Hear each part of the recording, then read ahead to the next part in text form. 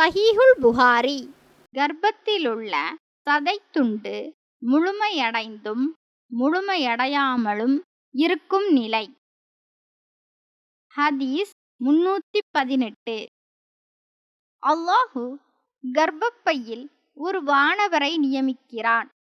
கர்ப்பப்பையில் விந்து செலுத்தப்பட்ட பின்னர் அதன் ஒவ்வொரு நிலையிலும் மாற்றம் ஏற்படும் போது அந்த வானவர், யா அல்லாஹ், இப்போது விந்தாக இருக்கிறது, யா அல்லாஹ், இப்போது அலக், அதாவது கருப்பை சுவற்றின் தொங்கும் எனும் நிலையில் இருக்கிறது, யா அல்லாஹ், இப்போது சதைத்துண்டாக இருக்கிறது என்று கூறி வருவார்.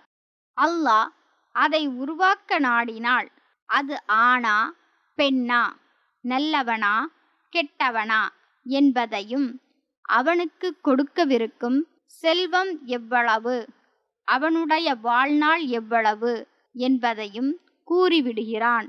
மனிதன் தன் தாயின் வயிற்றில் இருக்கும்போதே இவை எழுதப்பட்டு விடுகின்றன என்று நபி ஸல்லல்லாஹு அலைஹி வஸல்லம் அவர்கள் கூறினார்கள் என அனஸ் ரலியல்லாஹு அன்ஹு அறிவித்தார்.